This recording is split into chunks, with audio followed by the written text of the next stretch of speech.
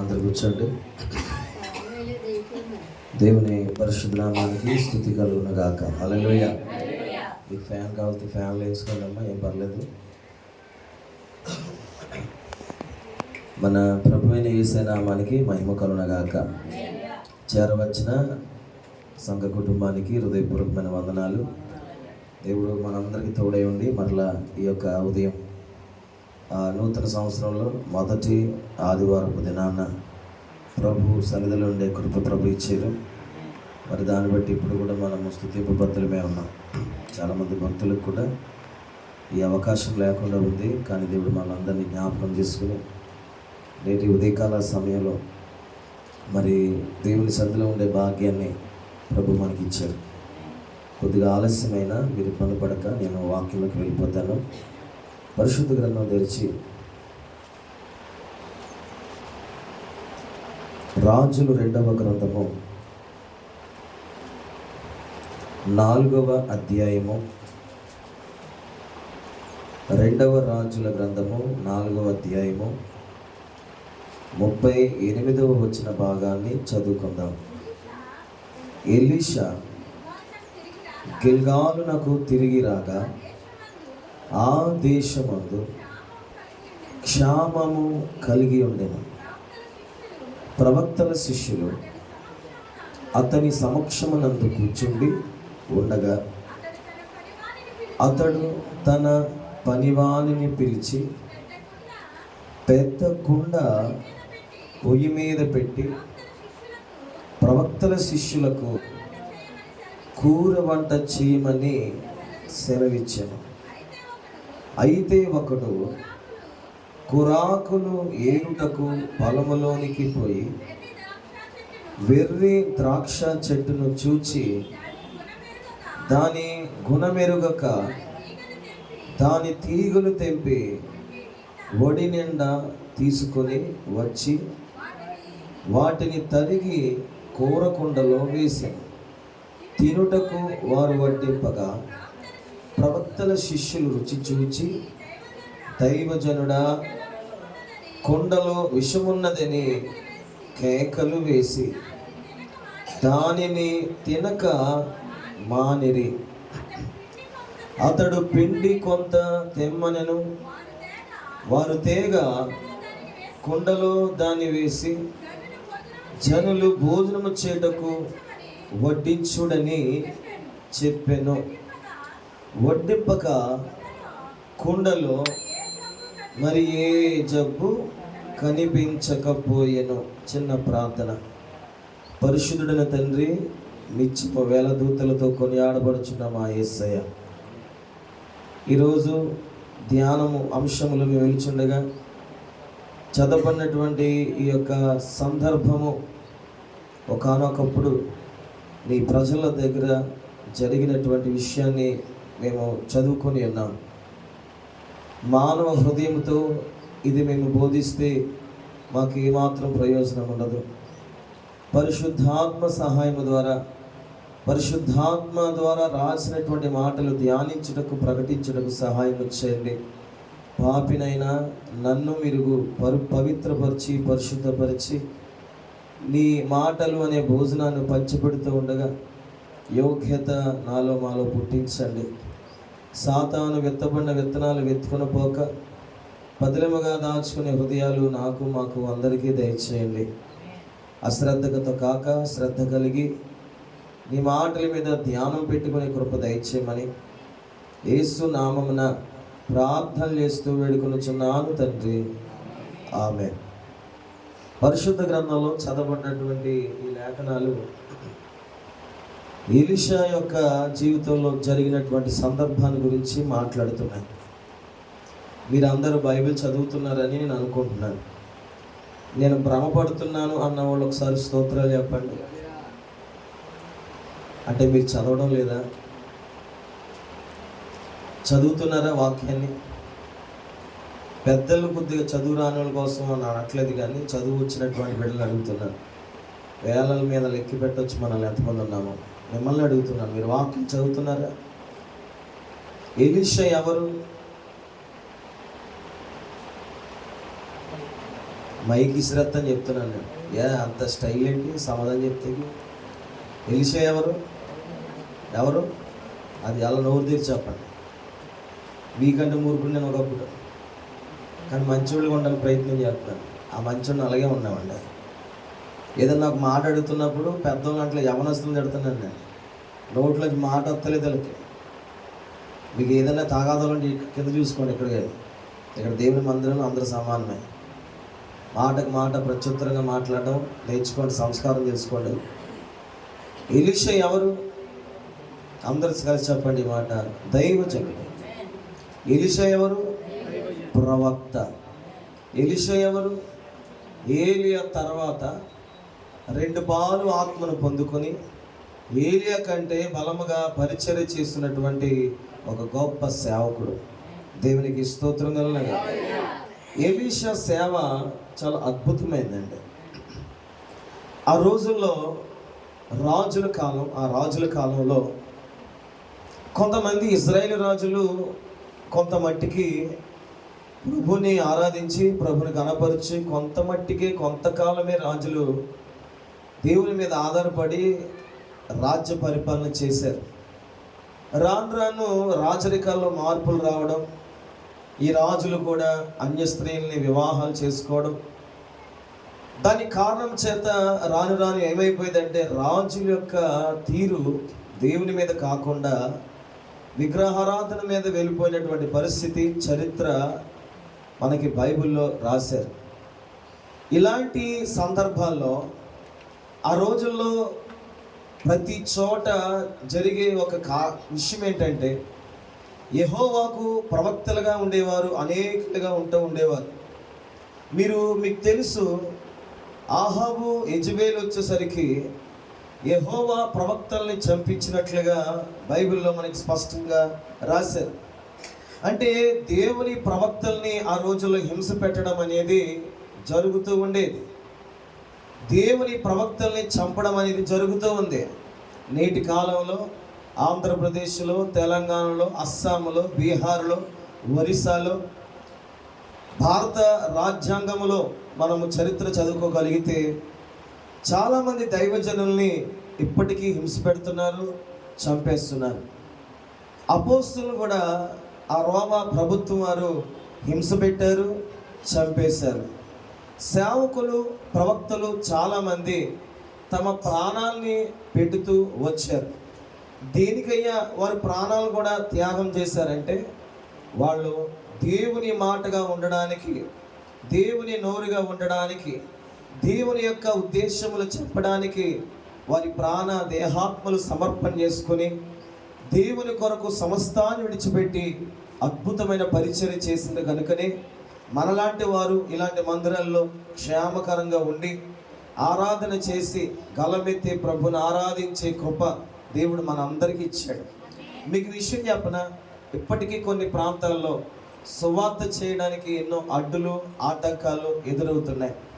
ఒక్కొక్క సందర్భాల్లో సువార్తకి వెళ్తున్న సేవకుల్ని కొడుతున్నారు, మరి కొంత చోట్ల చంపడానికి కూడా ప్రయత్నాలు చేస్తున్నారు. నేను ఒక చిన్న వీడియో క్లిప్ చూశాను నిన్న, అది గ్రూప్లో కూడా నేను షేర్ చేశాను. యాంజల్ యూత్ గ్రూప్ ఉంది, అందులో నేను షేర్ చేశాను. అది బీహార్ ప్రాంతము, అస్సాం ప్రాంతం, మొత్తం ఏదో ప్రాంతం, ఒరిస్సా ప్రాంతము, ఆ లాంగ్వేజ్ నాకు తెలియదు. కానీ ఒక చిన్న పల్లెటూరులో పాస్టర్ గారు ఏదో చిన్న పరిచయం చేసుకుంటున్నారు. అక్కడికి మతోన్మాదులు వెళ్ళారు. వెళ్ళి పాస్టర్ గారిని కొట్టి చాలా ఇబ్బంది పెట్టి, మరి నానా రకాలుగా వాళ్ళు హింస పెట్టి బైబిల్ని నేల మీద కాలు దగ్గర పడివేసి దాన్ని తొక్కమని బలవంతం చేశారు. ఆ పాస్టర్ గారు ఒప్పుకోకపోతే చాలా ఘోరంగా అతన్ని హింస పెట్టి మతోన్మాదుల ముఖంలోగా అనేకంగా వెళ్ళి అతని మీద పడ్డాన్ని బట్టి ఆ కాళ్ళ దగ్గర వేసి ఆ బైబిల్ ఆయన తొక్కుతున్నాడు. మరలా ఇంకో కాలుతో తొక్కమంటున్నారు, బైబిల్ ఓపెన్ చేసి తొక్కమంటున్నారు. దాన్ని మరి ఏదోలాగా ఇంకా పాడు చేసే స్వభావాలు చేసి పాస్టమ్ గారిని బలవంతంగా మరి బొట్టు పెట్టడం అనేది కనబడుతున్న సందర్భాలు ఇక్కడ కనబడుతున్నాయి. ఈ మధ్యకాలంలో గవర్నమెంట్ మారిన కొద్ది దినాల్లోనే శ్రీకాకుళం అనే ప్రాంతంలో యేసు ప్రభు సువార్త పరిచయం చేస్తున్నటువంటి బృందం మీద కొంతమంది మతోన్మాదులు తిరగబడి హేళమైనటువంటి మాటలు మాట్లాడుతూ బైబిల్లో ఉన్నటువంటి అసత్యాల్ని సత్యాలుగా వాళ్ళు మలిచి మాట్లాడుతూ, అరే నీ దేవుడు ఇలాంటోడు అలాంటోడు అని చెప్పి చాలా నీచంగా మాట్లాడుతూ, స్త్రీలనైతే మరి ఘోరమైనటువంటి పదజాలాలతో ఉచ్చరిస్తూ వాళ్ళని బలవంతంగా బొట్టులు పెట్టి జై కొట్టండి అని రకరకాల పరిస్థితుల్లో ఇప్పటికీ ఎప్పటికీ అది ఉంటూనే ఉంది. ఇది ఎప్పటి నుంచి ఉందంటే ఆది అపోస్తుల సంఘం నుండి మాత్రమే కాక ప్రవక్తల కాలం నుండి కూడా అది జరుగుతూనే ఉంది. అయితే సంగమా, మీ అందరూ ఒక మాట చెప్తున్నారు, సుఖవంతమైన భక్తి మనం చేస్తున్నాం, వస్త్రాలు నలగలినటువంటి భక్తి మనం చేస్తున్నాం, హాయిగా హ్యాపీగా ఉండే భక్తి మనం చేస్తున్నాం. కానీ మీ అందరూ ఒక చక్కని మాట చెప్పిన, బైబిల్ చెప్పిన ప్రకారంగా ఇలాంటి భక్తి పూర్తిగా మనకు ఉండకపోవచ్చు, ఇలాగే మనము సాఫీగా చేసుకునే భక్తి రాకపోవచ్చు. మీ విషయం చెప్పిన, దేవుడి లేఖనాల ప్రకారంగా ఇలా కలిసి ఆరాధించలేని రోజులు వచ్చేస్తాయి. స్వాతంత్రంగా ఇలా మైకులు పెట్టుకుని, ఇప్పటికే చాలా చోట్ల మైకులు శబ్దాలు తగ్గించండి, మీకు పర్మిషన్ ఎవరు ఇచ్చారు అని చెప్పి రకరకాలుగా మనుషులు ఇబ్బంది పెడితే నా పరిస్థితి కనబడుతుంది. రాబోయే కాలంలో మరి ఘోరంగా ఉండబోతుంది ప్రియులారా. అయితే సంఘానికి ప్రేమతో ఒక మాట హెచ్చరిస్తున్నాను, అనుకూలమున్న సందర్భంలోనే ప్రభు మనకు అన్ని శ్రేష్టమైనటువంటి దినాలు ఇచ్చిన కాలంలోనే బహు ఆరాధన, బహుభక్తిని, దేవుని దగ్గరయ్యే విధానాన్ని మన జీవితంలో మనం సంపాదించుకోవాలి. ఎందుకంటే కాలము కొంచెమని సాతాను గుర్తెరిగి, కాలము కొంచెమని అపవాది గుర్తెరిగి, ఏర్పాటు చేసిన వారిని సైతము కూడా దిగమంగనట్లుగా, లేకపోతే ప్రభు నుండి లాగివేనట్లుగా వాడు చాలా ప్రయత్నాలు చేస్తున్నాడు. ముఖ్యంగా ఈ కాలంలో యవన బిడ్డలకి మరొకసారి హెచ్చరికిస్తున్నాను, జాగ్రత్త. దేవుడిచ్చినటువంటి యవన బలాన్ని, దేవుడిచ్చినటువంటి యొక్క కృపను నిరర్థకం చేసుకున్నాక ఆయన పాద సన్నిధిలో ఉండి ఆ రోజుల్లో బైబిల్ గ్రంథంలో ఉన్నటువంటి హింసను కూడా జ్ఞాపకం చేసుకుంటూ, నీలాంటి బలమైన వారు దేవుని చేతిలో బలమైనటువంటి బాణములు కనుక మీరు చేయవలసిన పని ఏంటంటే, ప్రభువా సంఘము అంత హింస రాకమునిపై ఎత్తబడిలాగా నీ కృప చూపించడని సంఘం అంతా ఎత్తి ప్రార్థించవలసిన అవసరత ఉందండి. ఈరోజు నేను చెప్తున్న మాటలు మీ బుర్రలకు ఎక్కకపోవచ్చండి, కానీ ఇదే భవిష్యత్ కాలంలో జరగబోతుంది. ఆ రోజుల్లో కూడా ఎలీషా కాలంలో అతనికి ఒక కోరిక పుట్టింది. ఏమిటంటే, ఏలియా కాలంలో ఉన్నప్పుడు ప్రవక్తల్ని చంపేస్తూ ఉండేవారు, ప్రవక్తల్ని ఎక్కడ వండించేవారు కాదు.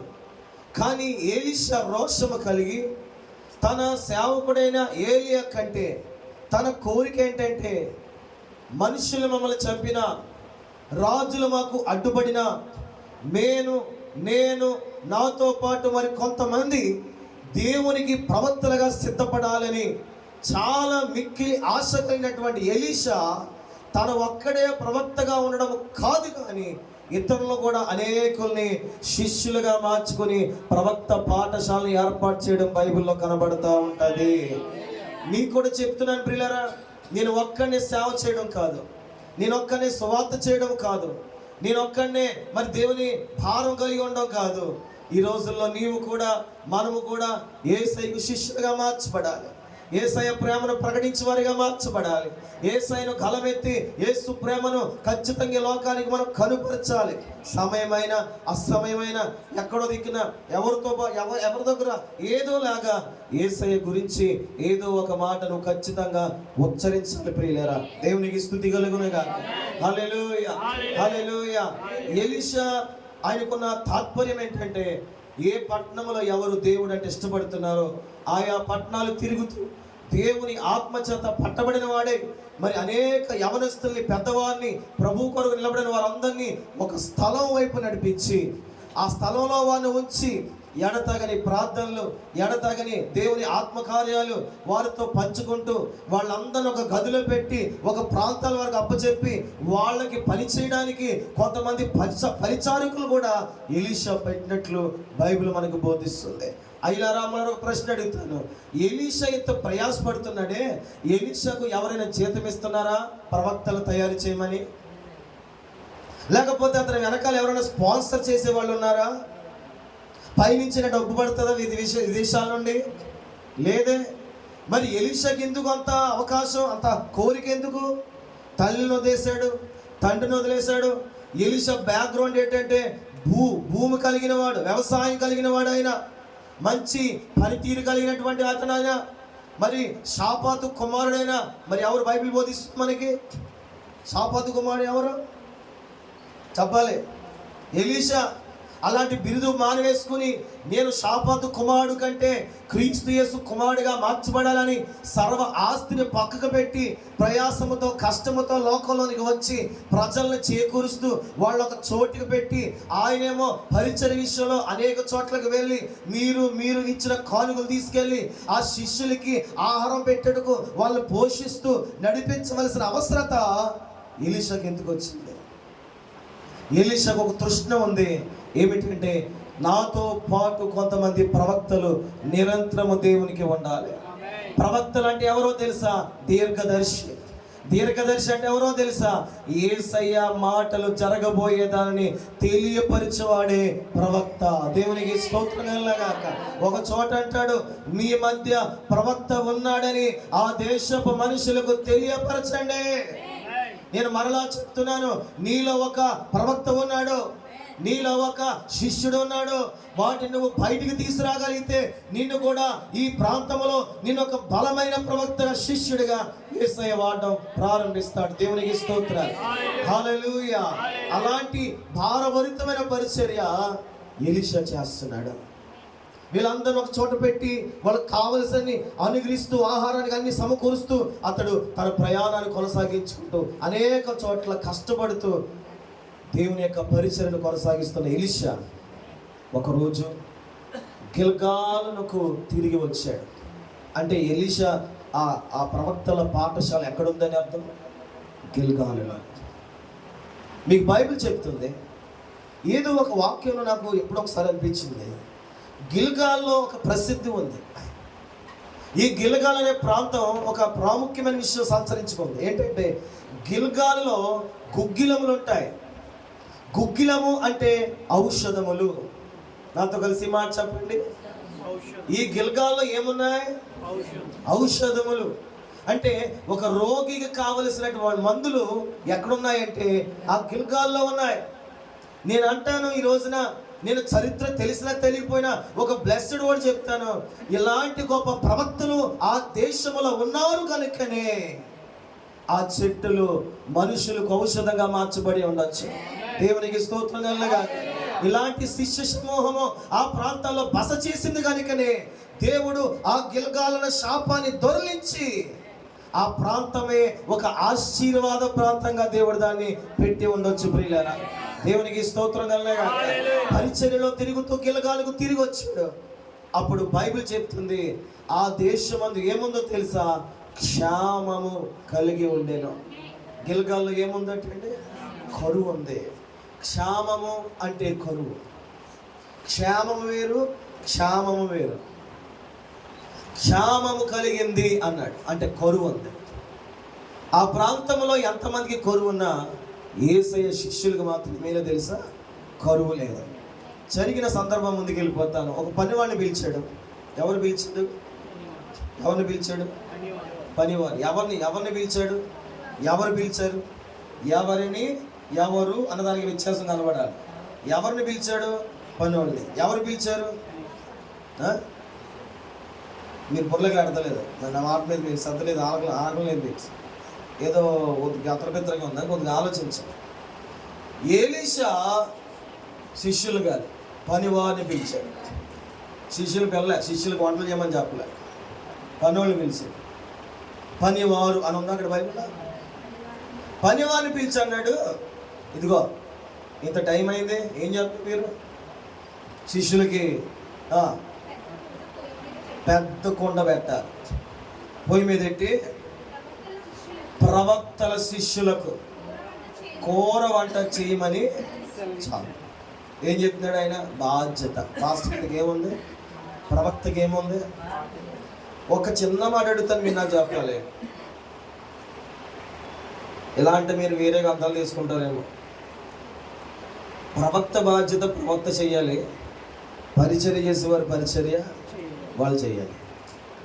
ప్రవక్త దీని మీద సాధన చేయాలంటే దేవుని మాట కొరకు ప్రార్థనతో వాక్య ధ్యానంతో నింపబడుతూ ఉండాలి. అదే బైబిల్లో అపోస్తుల్లో కూడా చూస్తే ప్రార్థించడం అని బోధించడం అని మేము ఒక భోజనాలు పంచిపెట్టాలా అని అపోస్తులు అడిగినట్లుగా బైబిల్ మనకి బోధించింది. ఈ పాత నిబంధనలో కూడా మరి ప్రవక్త పనివారిని అనే మాట తక్కువ అనుకోవద్దు, వీళ్ళు పరిచర్య చేసే వీరులు. దేవునికి స్తోత్రం హల్లెలూయా. వీళ్ళని పిలిచాడు, రే ప్రవక్త శిష్యులకి కూర వంట మీరు చేయండి అన్నారు. అలాగేనయ్యా అని చెప్పి ఒకడు పెద్ద కుండ పెట్టాడు, ఇంకొకడేమో ఆ తోటలో ఒక మొత్తం మీద ఎక్కడికో వెళ్ళి కూరాకులు వేరుకోవడానికి వెళ్ళాడు. ఏ ఆకులమ్మ? మనకి ఏ ఆకులు తెలుసు చెప్పండి? గోంగూర ఆకుకూరలు చెప్పండి.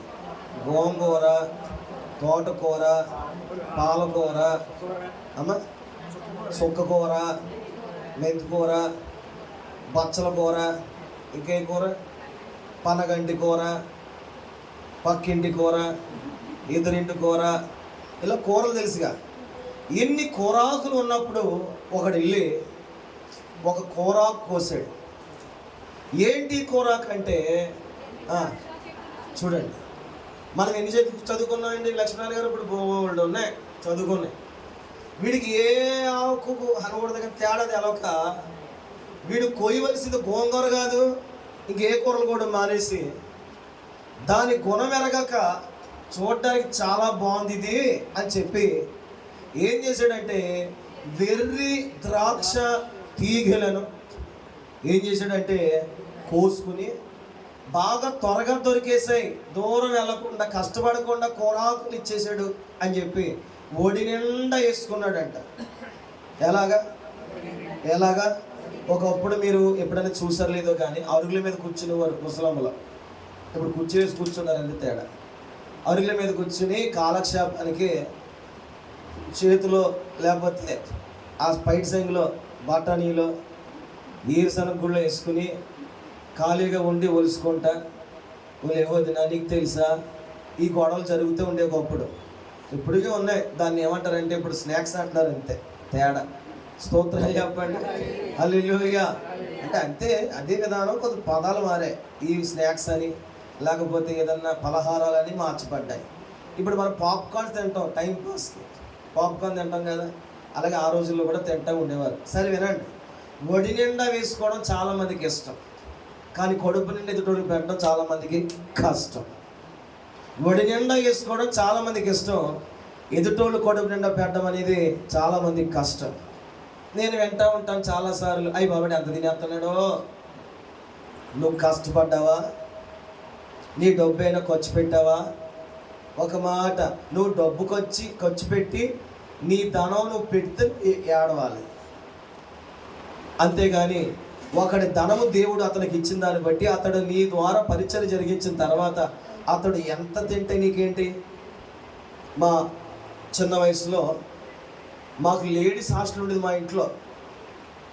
లేడీస్ హాస్టలే, మా అక్కకు 3 అమ్మాయిలు, మా అక్క చిన్న 4 అమ్మాయిలతో మేము బతుకాం. ఆడవాళ్ళ మధ్యన పెరిగి పెరిగి పెరిగి ఆడవాళ్ళు ఎప్పుడు ఎలా ఉంటారో నాకు బాగా తెలుసు. మా చెల్లెలు అనుకుంటారేమో మాటలు నాకు తెలుసమ్మా బాబు, నేను అందులో చిన్న కుర్రోడిని తమ్ముడా.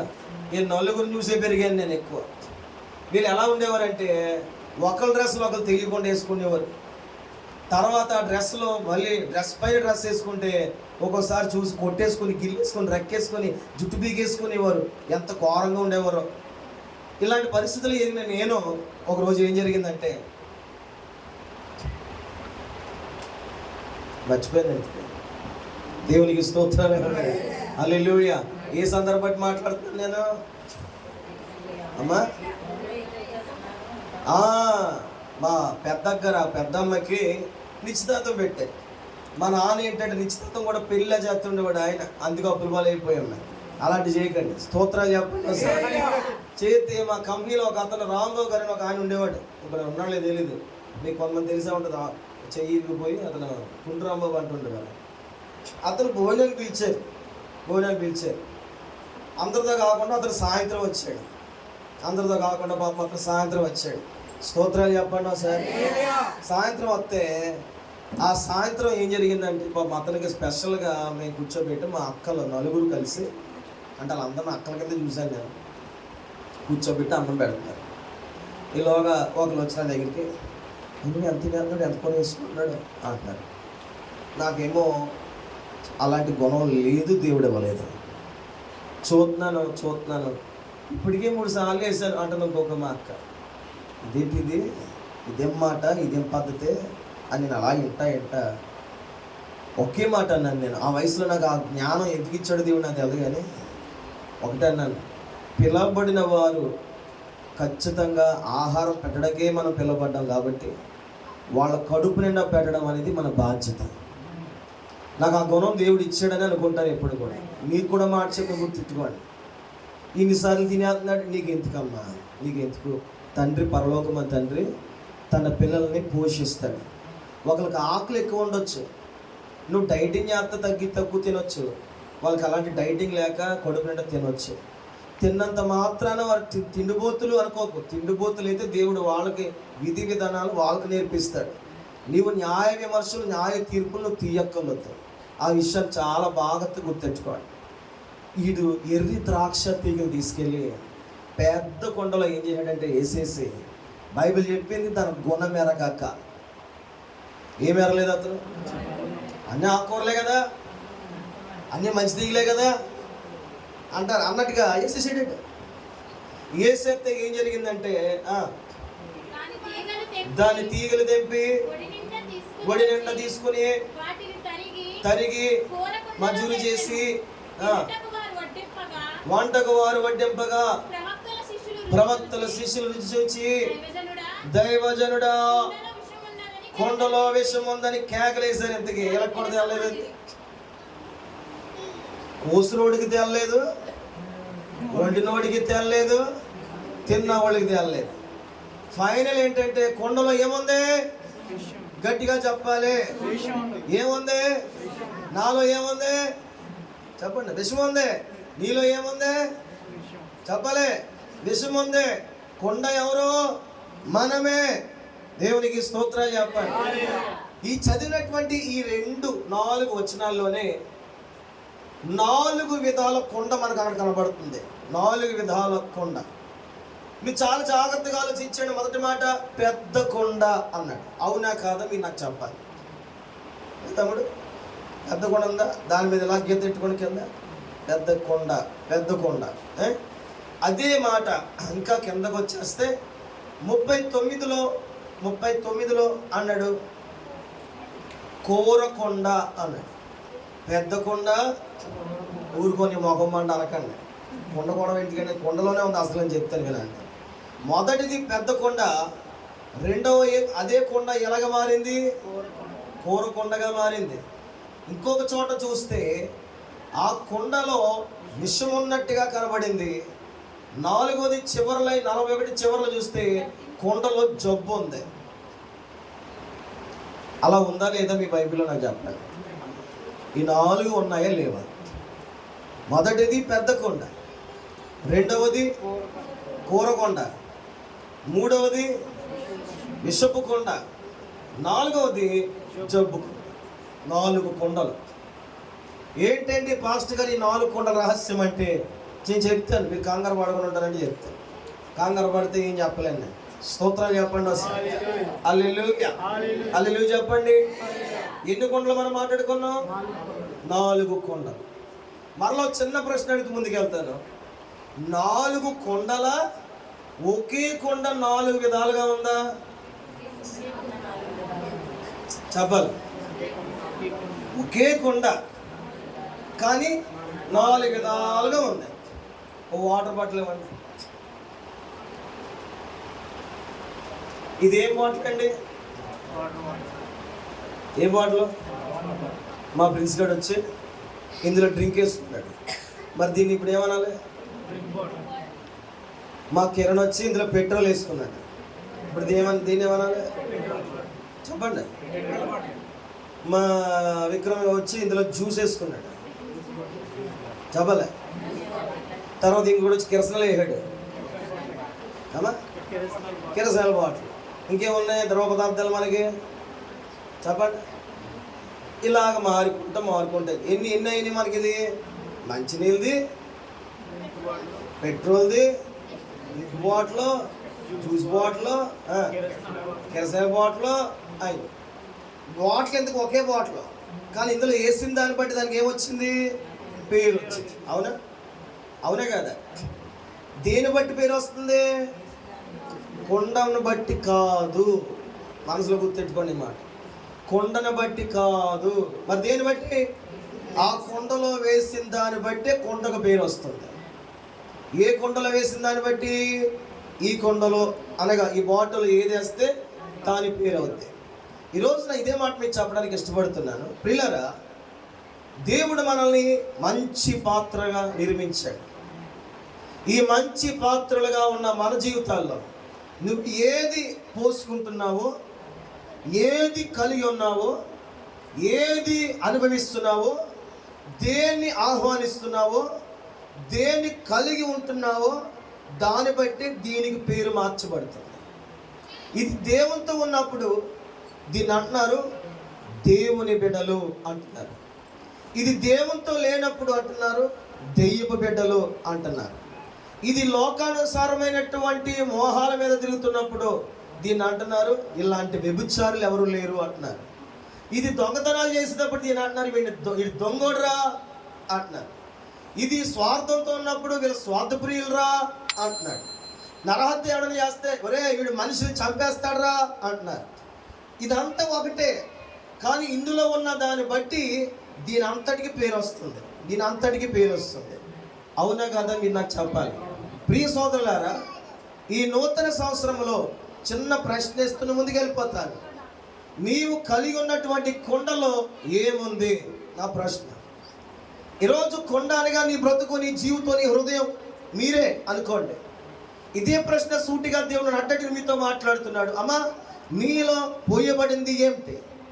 నీవు కలిగి ఉన్నది ఏమిటి? నువ్వు అనుభవిస్తుంది ఏమిటి? నీలో నుండి బయటికి వస్తుంది ఏమిటి? నీవు కలిగి ఉన్నదని బట్టే, నీలో నుండి బయటకు వచ్చే తత్వంను బట్టే నీకు పేరు తప్ప వేరే పేరు ఎవరు నీకు పెట్టరు. ఒక మాట, నేను పుట్టించిన వాడు ఎవరని నమ్ముతున్నారు మీరు? దేవుడు అని నమ్ముతున్నారా? నేను పుట్టించిన వాడు దేవుడు అయితే నువ్వు ఎవరి కొరకు బతకాలి? దీన్ని ఎవరి కోసం బతికించుకోవాలి? బైబిల్ చెప్పింది మీ ప్రాణాత్మ దేహాల్ని సజీవ యాగముగా ఆయనకు అర్పించుడి అన్నాడు. స్తోత్రం కలుగునగా. కానీ మానవుడు ఈ కొండను రకరకాల వైపు నడిపించుకుంటున్నాడు. దాని గురించి 2-3 మాటలు క్లుప్తంగా చెప్తాను. బైబిల్ తెరిచి మనందరికి తెలిసిన విషయాలే. కొండల గురించి నేను పక్కకు పెడతాను. ఇప్పుడు ఒకసారి వెనక్కి ఆగండి. ఇది నేను చెప్తేనే ముందుకు వెళ్తాను. మొదటిది పెద్ద కొండ. ఆ కొండలోనే కూరకొండ మార్చుకున్నారు. ఆ కొండ కూరని బట్టి విషపు కొండగా మారిపోయింది. ఆ కొండ పరికత్వం పొంది అది జబ్బు కొండగా అయిపోయింది. ఇప్పుడు బోధకుడైనటువంటి ఎలీషా ఒక గొప్ప సలహా వారికి చెప్తున్నాడు. దైవజనులతో ప్రవక్త శిష్యులు ఏమని పిలుస్తున్నారంటే, దైవజనుడా, కొండలో ఏముంది? కొండలో విషం ఉందా? కొండలో విషం పోసారా? గట్టిగా చెప్పాలి. ఆ కొండే విషపు కొండ కాదండి. ఆ కొండ చేదాకులతో నింపడిన కొండ కాదండి. కొండ మంచిదే. మళ్ళా చెప్తున్నారు, కొండ మంచిదే, కొండ పవిత్రమైందే, కొండ యోగ్యమైనదే, కొండ దేవుని చేత నిర్మింపబడిందే. కానీ పొయ్యబడిన దాన్ని బట్టి, తెచ్చి వేసిన దాన్ని బట్టి కొండకు పేరు మార్చబడుతుంది. నేను చెప్తున్నాను వినండి. ఇదిగో నీ బ్రతుకు మంచిదే, నీ జీవితం మంచిదే, నీ పరిస్థితులు మంచివే, కానీ నీవు చేసే పనిని బట్టి నీకు పేరు వస్తుంది. సోదరులారా, ఈ భూమి మీద బతికినంత కాలంలో ఎలాంటి పేరు కలగాలంటే యేసయ్యకు మహిమ తెచ్చేవారముగా మన పేరులో ఉన్నాం. దేవునికి స్తోత్రాలు చెప్పండి. మనం చచ్చిన 10 మంది ఏం చెప్పుకోవాలి తెలుసా? ఒకప్పుడు బాగా బతికి చచ్చారా అనుకోవాలి. కానీ ఎవరికైనా ఇలాంటి తృష్ణ ఉందా? ఎవరికైనా దేవుని భయం ఉందా? మనిషి భయం ఉందా? ఈ కొండను నీకు ఇష్టమైందా అనిగా మంచుకుంటున్నావే అనకూడదు. కానీ అపవిత్రతని కొండలో పెట్టుకుంటున్నావే. నచ్చిన త్రోవలకు వెళ్ళి దేవుడు అనుగ్రహించే ఈ శ్రేష్టమైన కొండను నువ్వు పగలగొడుతున్నావు, పాడు చేస్తున్నావు, జబ్బు కొండగా ఆఖరికి మార్చేస్తున్నావు. ఈ జబ్బు కొండ పోవాలన్నా, ఈ కుండలో విషము పోవాలన్నా దైవజనుడు ఎలీషా చెప్తున్నాడు, పిండి కొంచెము తేవాలి. ఆ పిండి ఆ కుండలో వేస్తేనే తప్ప ఆ కుండలో జబ్బు పోదు. ఏమిటండి ఆ పిండి? ఇప్పుడు పిండిల వరకు వెళ్దాం. ఇప్పుడు పిండికి వెళ్దాం. ఎన్ని రకాల పిండిలు ఉన్నాయి మీరు చెప్పారు. కుండలు చెప్పారు, మంచిగా ఆకుకూరలు చెప్పారు మీరు. ఇప్పుడు పిండిల కోసం చెప్పండి, మొదలెట్టండి. ఎన్ని కుండలు ఉన్నాయి? ఎన్ని పిండిలు ఉన్నాయి మనకి? గోధుమ పిండి, మైదా పిండి, శనగ పిండి, వరి పిండి, నాకు ఎనపడిలో మాట్లాడు, సోడి పిండి, జొన్న పిండి. పిండి చెప్పండి, పర్లేదు, ఏమన్నా. ఇంకేం పిండి? మినప్పిండి, పెసరపిండి. అంటే పప్పు తీసి పిండి ఆడితే పిసిరిపోయిందనా? పిసిరాడు దేవునికి స్తోత్రం. చాలా పిండిలు వచ్చాయి కదా. సరే, నేను మిమ్మల్ని ప్రశ్న ముందుకు వెళ్ళిపోతాను. దైవజనుడైన ఎలీషా ఆ కుండలో వేయమన్న పిండి ఏంటి? పనివారు తెచ్చి వేసిన పిండి ఏంటి? ఏ పిండిని కుండలో పెడితే అది జబ్బు లేని కుండగా మార్చబడుతుంది. ఈరోజు అది మీకు అదే బోధిస్తాను.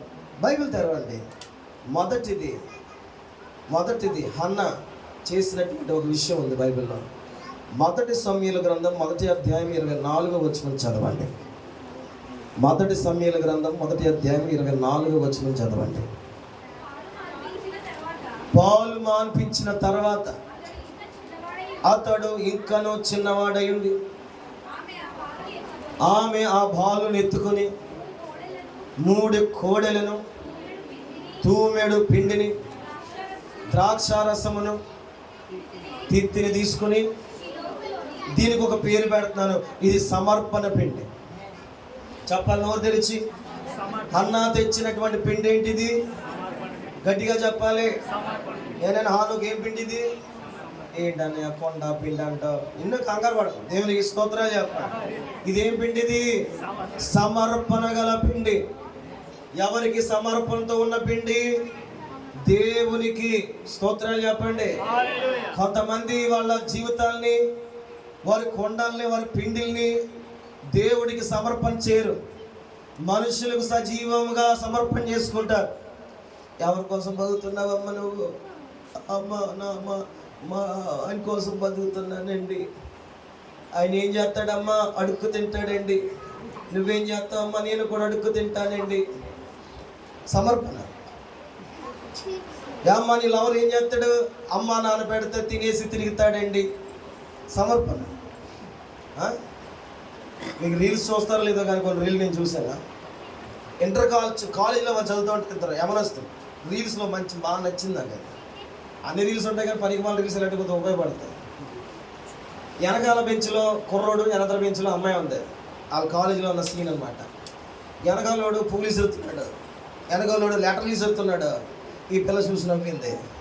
నవ్వినటువంటి ఆమె జీవితం ఇంటర్ ఫస్ట్ ఇయర్ అని రాశాడు అక్కడ. ఆ తర్వాత రోడ్ల మీద టంపులు కట్టుకున్నారు.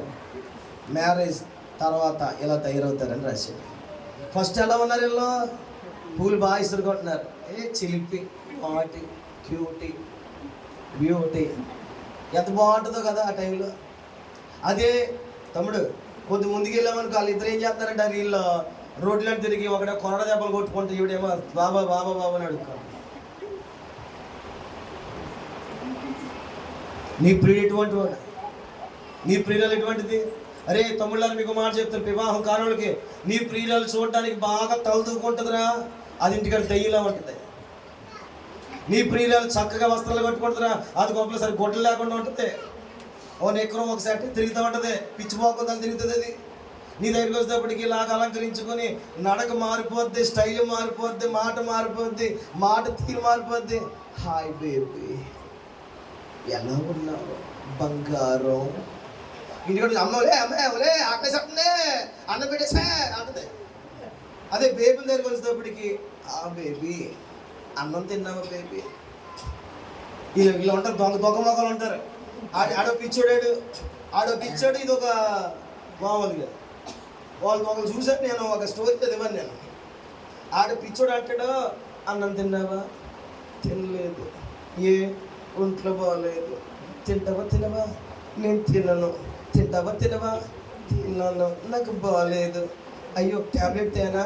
వద్దు. రానా? వద్దు. మరి ఏం చేస్తావు? కంగారు వచ్చేది. ఏం పర్లేదు, నాకు అలవాటే. అయ్యో బంగారం, నా మాటిని బంగారం, పర్వాలేదులే అంటున్నాను కదా. తినకపోతే ఏముంది? ఆడంటాడు నీకు కొలు తిరిగిపోతే బంగారం. అబ్బో బాబోయ్, కొలు తిరిగిపోతాయా? నువ్వు అలా ఉంటే నాకు గడవదు బంగారం, నాకు కుదరదు బంగారం, నేను చచ్చిపోతానేమో బంగారం, నువ్వు సావు బంగారం అని పెడతాను మధ్యలోకి. తీరా చూస్తే అది తినేసింది ఎందుకే?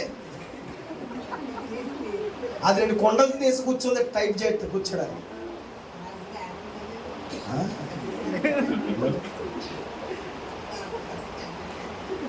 ఒరే ఆ కొండ మంచి కొండ కాదురా రే కిరణ. అమ్మోయ్ ఇగో ఈ పిండి ముద్దలు మంచి కాదమ్మా. ఈ కొండల కోసం, ఈ పిండి ముద్దల కోసమా నువ్వు ప్రయాసపడేది? కానీ నీ పిండి, నీ కొండ ఎవరికి అంటే దేవునికి సమర్పణగా వెళ్ళాలి. అన్న దగ్గర పిండి ఉంది తమ్ముడు, అన్న దగ్గర ఏముంది? పిండి ఉంది. ఆమె చేసుకు తినడమే కాదు, ఆ పిండిని తీసుకొచ్చి యెహోవాకు ఇంపైన సువాసన హోమ ద్రవ్యముగా యేసయ్యకే సమర్పణ చేసింది. స్తోత్రం చెప్పండి సార్. హల్లెలూయా, హల్లెలూయా. పిండికి కొండకు తేడా తెలియని వయసులో మీరు ఉన్నారు. మీరు ఇప్పటికైనా గుర్తెట్టుకోండి, యేసయ్యే మనకు సమస్తమై ఉన్న దేవుడు. ఆమేన్, ఆమేన్. మన కాలేజీలో చెప్తున్నారు అనే నేను లవ్లో పడ్డానన్నాడు. అప్పుడు షెటిల్ ఆడితే వస్తాడు. నేను త్వరగా మాట్లాడినా, ఆడు ఇంకా చెప్తాడని అంటున్నాను. ఫోటో చూపించేస్తాడు. అందుకత్తి మామూలు అందుకత్తి లేదు, సూపర్ ఉంది, పక్క పని లేదు, చాలా అందంగా ఉంది. చూశాను. ఈడేమో కర్రి ముద్దు, అదేమో తెల్లగా ఉంది. అంతే ఇప్పుడు ఫ్లాట్. నాకు కాబట్టి అంత అందగొత్తి వచ్చింది. మరి కాదురా, అన్ని కూరగిన్నెలు ఊడ్చుకుని నీ దగ్గరికి వచ్చింది. అన్ని కూరగిన్నెలన్నీ ఆ కూర తిని ఆ కూరగిన్నెలు కూడా సొట్లు ఎట్టేసి, కన్నాలు ఎట్టేసి ఆ కూరగిన్నెలకి ఇక నీ బండగిన్ని, నల్లగిన్ని, నీ దగ్గర డబ్బు ఉందని చెప్పి నీ దగ్గరికి వచ్చింది. అందాం అనుకున్నాను. ఈలోగా 4 రోజులు అయింది. మళ్ళీ వచ్చాడు. ఏడు మొక్క పెట్టాడు తమ్ముడు. యా తమ్ముడు అన్నాను. నేను చాలా మోసపోయినాను అన్నాడు. ఏం జరిగిందన్నా? మొన్న నేను చాట్ చేస్తున్నానన్నా తనతో. చాట్ చేస్తుంటే ఈలోగా మా ఫ్రెండ్ ఒకడు నాకు ఫ్రెండ్ రిక్వెస్ట్ పంపించాడు. నేను ఆడ యాక్సెప్ట్ చేశాను. చేయగలడు అన్నాడు. రే పలానా అమ్మాయిని దాంట్లో ఫాలోవర్గా ఉంది ఏంటని అడిగాడు. అన్నాడు అరే మాకు కొద్దిగా బెస్ట్ రా. ఇప్పుడు ఏంటి గ్రీన్ టీ, అల్లం టీ, అంటీ అయిపోయిన ఇప్పుడు ఏమొచ్చా తెలుసా? ఏ టీ తెలుసా? బెస్టీ. ఇదో నీచపు దరిద్రం. ఈ బెస్టీ రా అని చెప్తే ఎవరే అది నీకు బెస్టీ కాదురా, 32 మందికి బెస్ట్ అయ్యి ఇక ఏ టీ లేక నీ దగ్గరికి వచ్చిందిరా కాకుమొఖం కూడా అని తిట్టాడంటే. ఒరే చెప్పింది అమ్మనరా అన్నాడంట. టపా 250 ఫోటోలు ఎట్టాడంటే. అంటే బాల్య దినాల నుండి ఈవిడకున్న టీలు ఎలాంటి అని.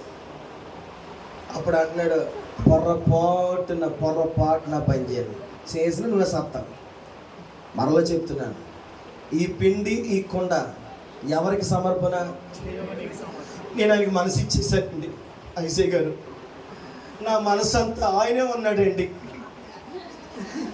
నేను చచ్చినా, నేను బతికిన, ఎవరేమన్నా ఐసయ్య గారు, రాజుగారు, ఆ రాజుగారికి నా జీవితం అంకితమండి. నన్ను కదపకండి.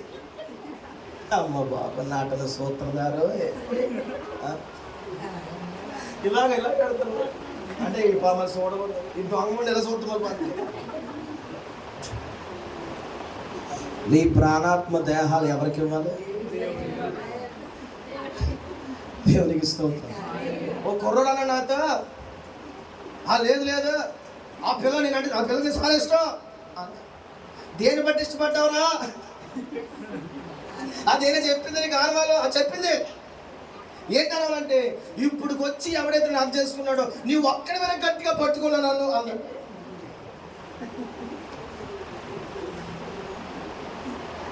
అవ్వాలి తేడాలా ఏంటండి ఇది? ఆడి నిజంగా బాగా ఆడి నిజంగా తెలివి అంటే ఆడు ఏం ఆలోచించాలి?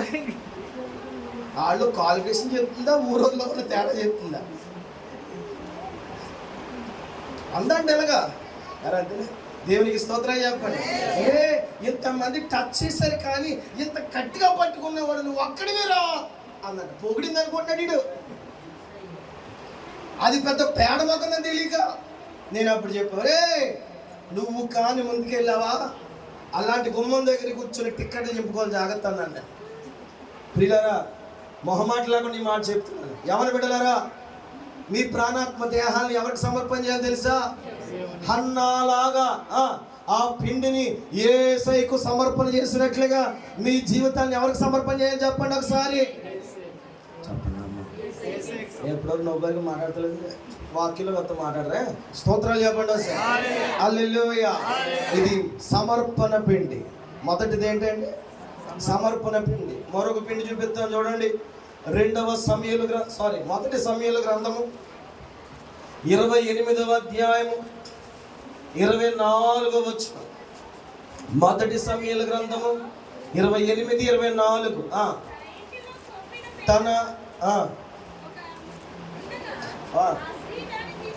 ఆ స్త్రీ దాన్ని తీసుకొని త్వరగా వధించి పిండి తెచ్చి పిసికి పుచ్చులేని రొట్టెలు కాల్చి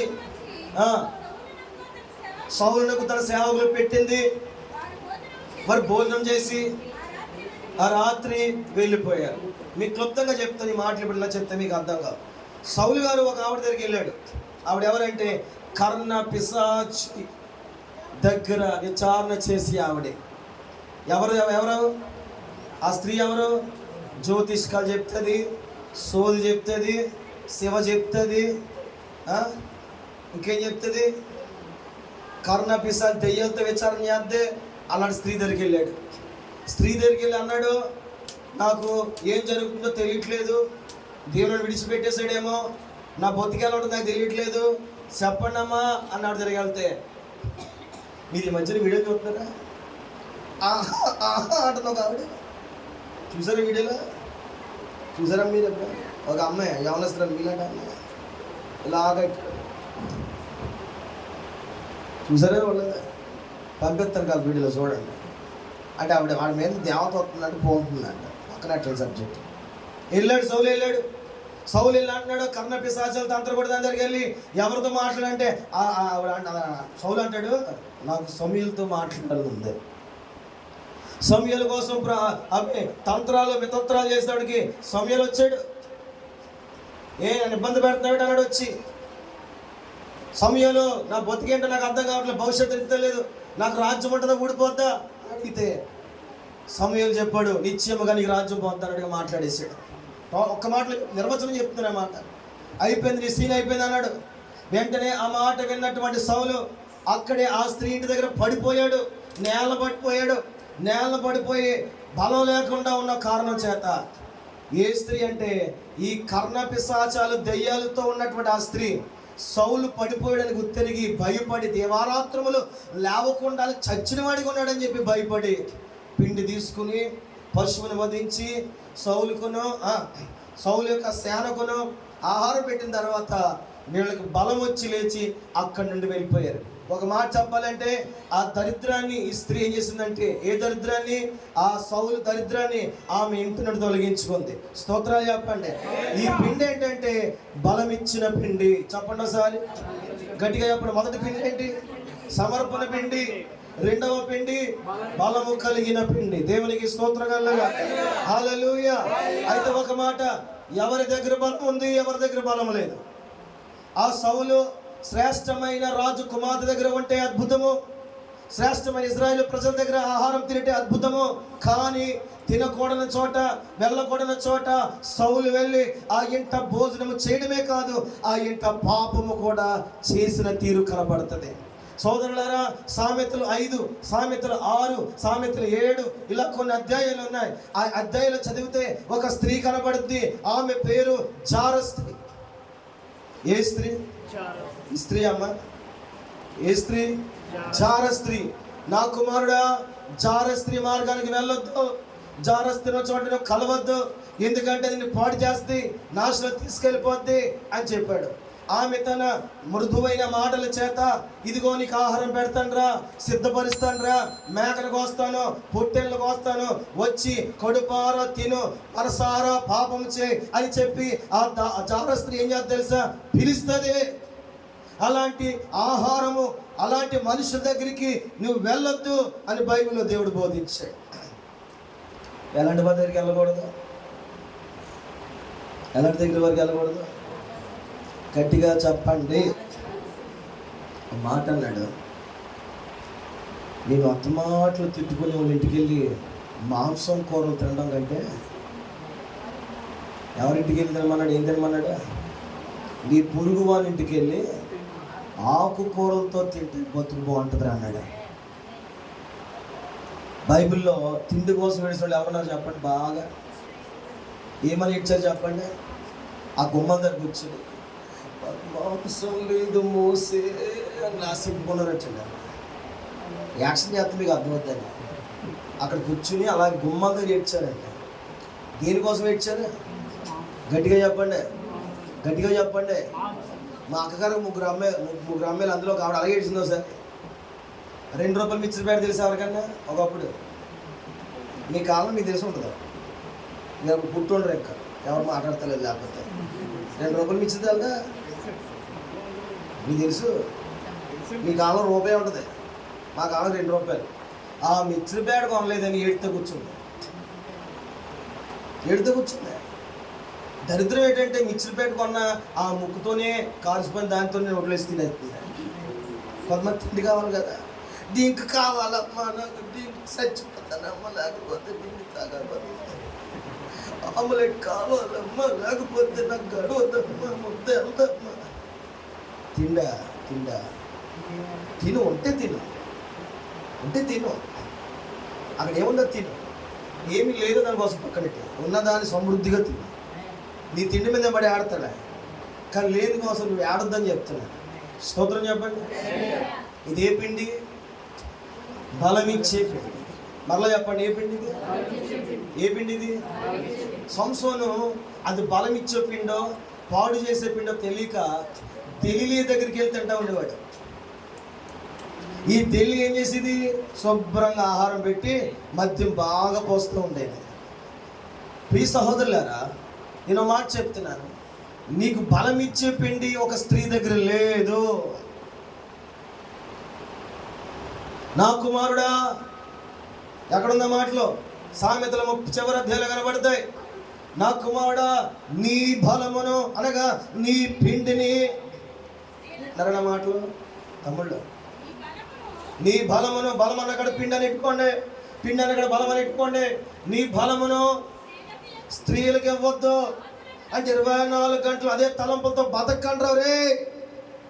మాట్లాడితే అలాంటి తలంపులతో స్త్రీలను మీకు కూడా చెప్తున్నాను, 24 గంటలు అదే తలంపులతో ఉండొద్దు. ఎలా ఉండాలి తెలుసా? ఆ స్త్రీలు, ఆ బలాలు నీ బలాన్ని పాడు చేస్తాయి.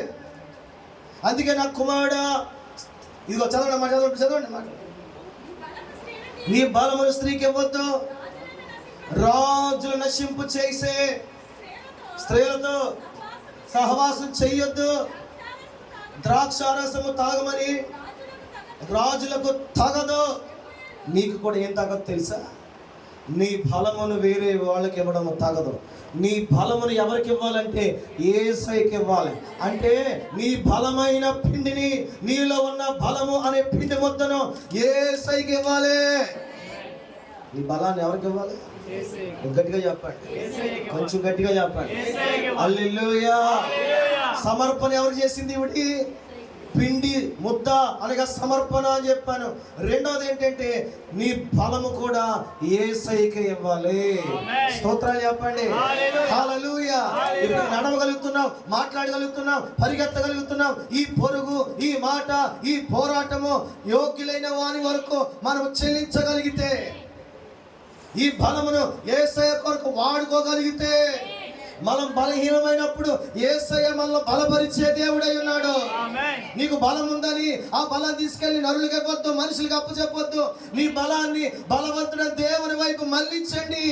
ఆ మళ్ళించగలిగితే నీవు బలహీనమైనప్పుడు, నువ్వు శోధనలో పడినప్పుడు, నువ్వు లేవలేనప్పుడు, నీకు వృద్ధాప్యం వచ్చినప్పుడు, నీ బలమంతా తరిగిపోయినప్పుడు యేసయ్య నీకు పోసిన కిరీటముగా ఉండి సంవత్సరాన్ని ఎముకలకు పుష్టిని అనుగ్రహించి ఉన్నతమైన మార్గం నడిపించే బలమైన పిండిగా దేవుడిని మలిచిన దేవుడు ఆయన.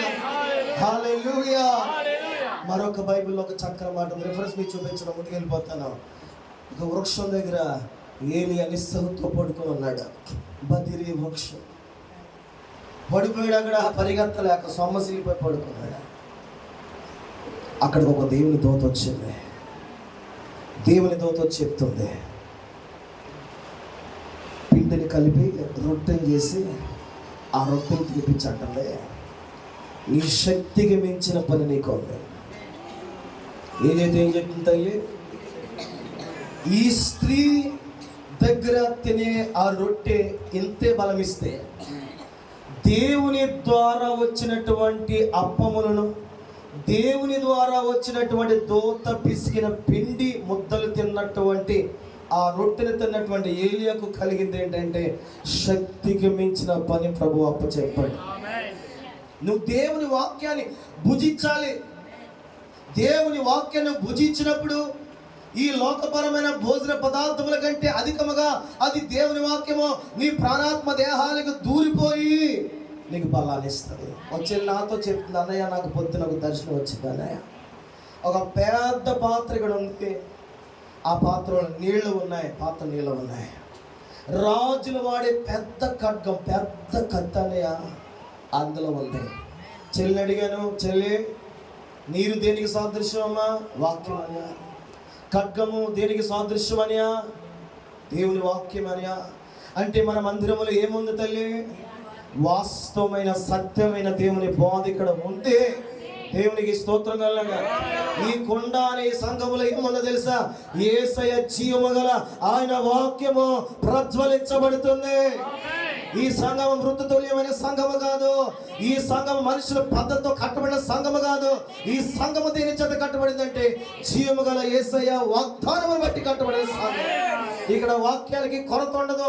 ఇక్కడ వాక్యాలు నొక్కి పెట్టి చెప్పే విధానం ఉండదు. దేవుని మాట స్పష్టంగా విడుదలయ్యే సంఘమే దేవుడు మనకి ఇచ్చిన సంఘం. ఇదిగో ఆ దూత చేసిన పిండి అప్పముల చేత ఎవరికి బలం వచ్చిందంటే ఏలియాకు బలం వచ్చింది. ప్రియులరా అతడు భోజనము చేసి మరల ఇచ్చింది. ముందుకెళ్ళిపోనా ఉంది. నువ్వు లేచి భోజనం చేసి బైబిల్ చెప్తుంది, లోకపరమైన ఆహారము తిన్నా, ఆ పిండితో అప్పాలు చేసుకుని తిన్నా నీకు బలహీనతలు వస్తాయి.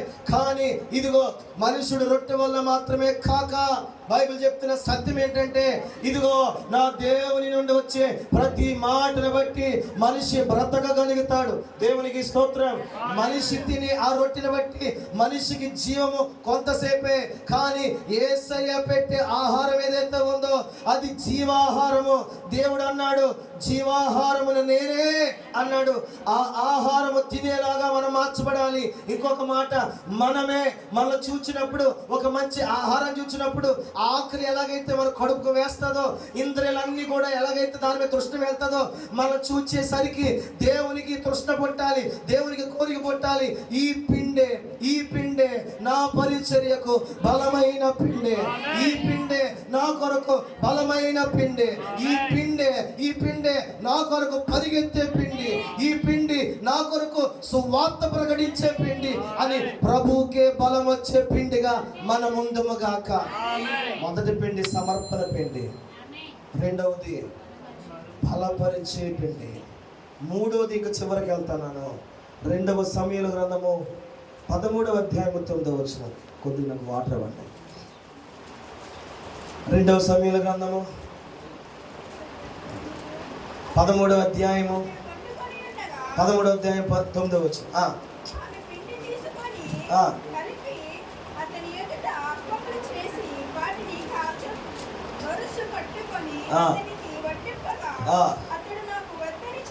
ఆ,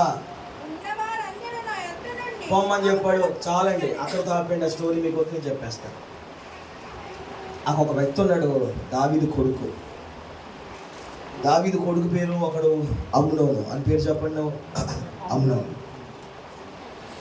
ఆడికి ఒక పిచ్చి పరాకాష్ట అయిపోయి ఒక హేయమైన క్రియ చేద్దామని అనుకున్నాడు. చెల్లిని పిలిపించుకున్నాడు. చెల్లి చేత అప్పాలు చేయించుకుందామని ఆ వంకతో పిలుచుకున్నాడు. నాకు చెల్లి వచ్చి తన చేతులతోనే నా ఎదురుగానే మీరు స్టోరీ చదువుకోండి. నా కళ్ళ ఎదురుగా నా దగ్గరికి వచ్చి తన చేతులతో ఇక్కడే పిండి పిసికి ఇక్కడే రొట్టెలు చూసి ఆమె పెనం మీద కాల్చి నాకు పెడితేనే తప్ప నాకున్న జబ్బు పోదు అన్నాడు. అవునవును, వీడి జబ్బు అంతా ఏం జబ్బు అంటే పోయే కాలం జబ్బు. ఇదే మీరు ఇంటికి చదువుకోండి, వివరంగా చెప్పను నేను ఇక్కడ. సొంత చెల్లితో పాపం చేద్దామని ఆలోచన పుట్టింది వీడికి. ఈ పిండి ఏంటో తెలుసా? పాపపు పిండి. మొదటి పిండి ఏంటి? రెండవ పిండి ఏంటి? ఫలం ఇచ్చే. మూడవది కనబడుతుంది. కుండ అంటే నువ్వే, పిండి అన్న కూడా నువ్వే. మరలా అసలైన పిండి అంటే చెప్తాను. ఇప్పుడు నీ పిండి ముద్ద ఎలా ఉంది? సమర్పణతో ఉందా? బలమైన పిండిగా ఉందా? ఆ పిండిలో పాపం ఉందా? వీడి పిండి ఏంటిది? అమ్నోని పిండి ఏంటి? పాపపు పిండి. పాపపు పిండి అమ్నోని ఏం చేసిందంటే చచ్చిపోయేలా చేసింది. ఏం చేసింది? ఒకే మాట చెప్తున్నాను, చచ్చిపోయేలాగా అబ్షాలోము వేసి పడేసాడు అమ్నోని. అయిపోయింది.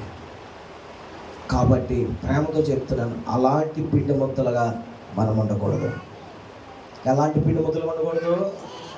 పాపపు పిండిగా మనం ఉండకూడదు. ముందుకెళ్ళిపోతాను. ఇది మరలా 1 రాజులు 17-12 త్వరగా చదివేస్తే నేను ప్రార్థన చేస్తాను. 1 రాజులు 17-12. అందుకామె, నీ దేవుడైన యెహోవా జీవముతోడు తొట్టెలో పట్టెడా. క్లియర్గా చదవండి, పట్టెడు. చాలండి, చాలు. నా వైపు చూడండి. ఎవరెవరితో మాట్లాడుతున్నారు ఇక్కడ?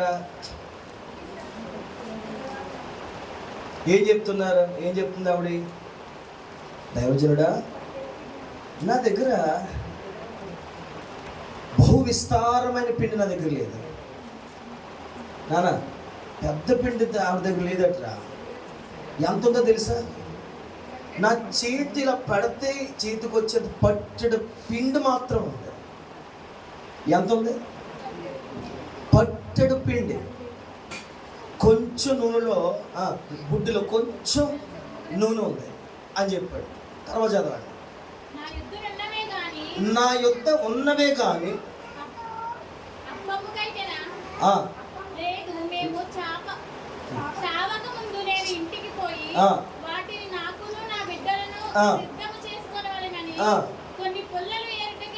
పొల్లు ఏరుకోవడానికి వచ్చాను. చదవండి. కొన్ని ఇందాక ఎలిషా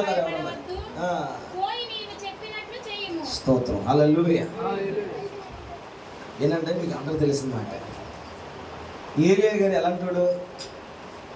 దేవుడు ఎక్కడికి వెళ్ళమంటే అక్కడికి వెళ్ళిపోతాడు. ఆయన వెళ్ళాడు ఒక చోటకి. ఆమె ఏమో వెదవరాలు. ఆమె దగ్గర ఎంత ఉంది, ఏముంది, తన బతుకు ఎంత ఉంది, చాలా చెప్తున్నది. ఈయన అంటాడు, అమ్మా ఆర్డర్ గారు మేము కూడా వస్తాం కదా, అమ్మా బాబు ఎలా ఉన్నారు? అయ్యి బాబు ఇప్పుడు వచ్చినట్టు పాస్ట్ గారు 10 రూపాయలు పాపం ఎత్తాక మీ బాధ మీదే. అయ్యా వచ్చినోడు డ్రింక్ ఇవ్వాలి, మీ బాధ మీదే. వచ్చినోడు కాఫీ ఇవ్వాలి, వచ్చినోడు మజ్జిగ ఇవ్వాలి, మీ బాధ మీదే. మా బాధ ఏంటంటే ఆయన వెళ్ళమంటే మేము రావాలి. ఆయన వెళ్ళమంటే మీరు రావాలి. తొలుపు కొడుతున్నాడు. వచ్చింది, అమ్మా ఎలా ఉన్నావు? బాగానే ఉన్నావయ్యా. ఏం చేస్తున్నావు? ఏం చేస్తావు ఏంటి? ఇక్కడికి పొల్లు ఏరుకోవడానికి వచ్చాను. ఏం చేస్తావు? ఏంటి పరిస్థితి ఏంటి? ఇలా ఉంది. మొదట అప్పు నాకు ఇచ్చి ఇదేంటి? ఇది నా బాధ అంతా నీతో చెప్పుకున్నాక నువ్వు ఇంకా ఏదైనా ఇంత పిండి తెచ్చి ఇంత నూనె ఇచ్చి ఇంకెత్తావేమో. పాస్టర్ గారు నీకు పిండి ఇవ్వడు, గుర్తెట్టుకో. పాస్టర్ గారు నువ్వు నూనెని అభివృద్ధి చేయడు. పాస్టర్ గారు ఏం చేస్తాడంటే విలువైన శ్రేష్టమైన పిండిగా నూనెగా నేను మార్చడానికి ప్రార్థన చేస్తాను. స్తోత్రం కలుగునగా. హల్లెలూయా. ఈరోజు నా దేవుని మందిరంలో నాకు అదృష్టమైన వాళ్ళ స్తోత్రాలు చెప్పండి. ఎవరెంతలో చెప్పిన పేర్లు చెయ్యండి. మరొకసారి దేవుని స్తోత్రాలు చెప్పండి. అడిగాడు, కొంచెం పిండి ఉందయ్యా. ఏం పనులు ఇచ్చేది చేసింది. పాపం ఒక అమ్మాయి వచ్చి తీసుకెళ్ళి బాత్లు ఎట్టిందా, ఎట్టిందా, నవ్వుతూ ఎట్టిందా నాకు తెలదు. మొత్తం మీద తీసుకెళ్ళి పెట్టింది. 14 వచనం చదవండి. భూమి మీద యెహోవా వర్షము కురిపించే వరకు ఆ తొట్టిలో ఉండిన పిండి తక్కువ కాదు, బుడ్డులో నూనె అయిపోదని ఇశ్రాయేలు దేవుడైన యెహోవా 16వ వచనం చదివేశారా? 16 కూడా చదవండి. యెహోవా ఏలియా ద్వారా అదిగో అండర్లైన్ చేయండి. తొట్టిలో ఉన్న పిండి తక్కువ కాలేదు, బుడ్డిలో ఉన్న నూనె. ఇదే పిండి ఏంటంటే, ఇదే పిండి అంటే సబ్ టైటిల్ ఏంటంటే యెహోవా ఆశీర్వదించిన పిండి. స్తోత్రం చెప్పండి. ఎలాంటి పిండి ఇది? అమ్మ చెల్లి, ఎలాంటి పిండి చెప్పాలి? ముగ్గులు ఏదో పిండి కలపాలంట.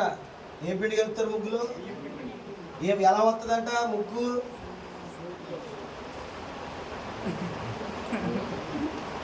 శాతపడవలు చేసే పనిలే ముగ్గులు. మీకేంటి? శాతపడలు చేసే వాళ్ళు చూస్తే వాళ్ళు ముగ్గు వేస్తారు. ఓ బీ బుమ్ వష్ కూర్చోబెడతాడు, ఎముకలు వేస్తాడు. ఆ ముగ్గులు ఇంటికాడ వేస్తారు మనవాళ్ళు. వందనాలు. స్తోత్రం చెప్పండి ఒకసారి. హల్లెలూయా, హల్లెలూయా. ఇదేం పిండి బాబు విన్సెంట్? ఇదేం పిండి? గట్టిగా చెప్పాలి. ఏంటది? యెహోవా ఆశీర్వాదము పొందిన పిండి. ఇంకా ఆఖరిగా ఇంకొక పిండి, అద్భుతమైన పిండి ఉంది. గలతీలు రాసిన పత్రిక 5వ అధ్యాయం 9వ వచనం. మరొకరు లోక 12:1. గలతీలు 5:9, లోక 12:1. ఇది దానికోసం ఏమి మాట్లాడుకోగలుగుతారు. ఆ పిండి ఎలా ఉందంట? పులిసిన పిండి, కొంచెమైనను మొత్తంతయు పులి చేస్తా. అయిపోయింది. నీ ఇంట్లో నువ్వు ఎలా ఉన్నావు? పులిసిన పిండిగా నువ్వు ఉంటే మొత్తంతా పాడైపోద్దట. చెప్పండి ఏమవుద్ది? పులిసిన పిండి ఇంతుంటే మొత్తంతా పాడైపోద్ది. నీ ఇంట్లో పులిసిన అనుభవాలతో ఎవరైనా ఉంటే వారి ద్వారా దేవుని శాపము నీ మీదకి వస్తుంది. అందుకే యెహోషువ అంటాడు, నేనును నా ఇంటి వారును యెహోవాని మాత్రమే సేవిస్తాము. నీ ఇంటి పిండి అంతా ఎలా ఉండాలో తెలుసా? నీ ఇంట్లో పిండి ఎలా ఉండాలో తెలుసా? పులియని పిండిగా ఉండాలి. స్తోత్రాలు చెప్పండి. పిండి పులిసిపోయిందా మిగతా మొత్తంతా కూడా పాడు చేస్తాయి. మరి ఆ పులిసిపోయిన పిండిని ఏం చేయాలంటే ఆ పులిసిన అనుభవాలని పాడవేసి ఆ పిండితో శ్రేష్టమైన పిండిని మరొక అధికమైన పిండి కలుపుకొని జాగ్రత్త పరుచుకోవాలి. ఇది ఒక సత్యం. లోక 12:1 చదవండి. ఏం చేస్తున్నారు వీళ్ళు? ఏం చేస్తున్నారమ్మా? చదవండి. వేల కొలది జనులు కూడినప్పుడు శిష్యులతో మొదట ఇట్లని చెప్పసాగాను, అదిగో ఇది ఒక రకమైన పిండి, పరిసయ్యుల వేషధారణ. అను పులిసిన పిండి కూర్చి. ఇదే పిండి వేషధారణతో నింపబడిన పిండి. అమ్మా ఎప్పుడొచ్చమ్మా? అమ్మ బాగున్నావా? తాతగారు బాగున్నారా? పని పాట ఉండదు అత్తమా అట్లా. అమ్మా బాయ్ అమ్మా. పోతే ఎదురు వెళ్ళిపోతాయి. లేరా అలాంటి చెప్పండి. పాస్టర్ గారు వందనాలండి.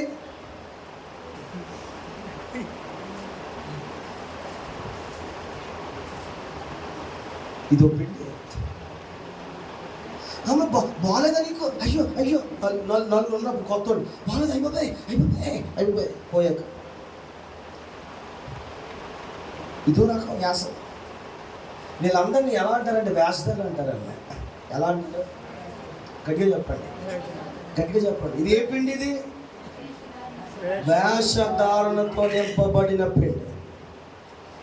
ఆఖరికి వచ్చేస్తాను, ఎక్స్ప్లెయిన్ చేయడం టైం పడుతుంది. మొదటి పిండి చెప్పండి, సమర్పణ పిండి. రెండో పిండి చెప్పండి, బలమిచ్చు పిండి. మూడోది చెప్పండి, పాపపు పిండి. నాలుగోది చెప్పండి, యెహోవా ఆశ్రయించిన పిండి. ఐదో చెప్పండి, పులిసిన పిండి. ఆరో చెప్పండి, ఎన్ని పిండిలు బాగున్నాయి ఇందులో? ఫస్ట్ సమర్పణ పిండి బాగుంది. రెండోది బలమిచ్చే పిండి బాగుంది. యెహోవా ఆశ్రయించిన పిండి బాగుంది. ఎన్ని పిండిలు బాగలేదు? ఏ పిండిలు అయ్యి?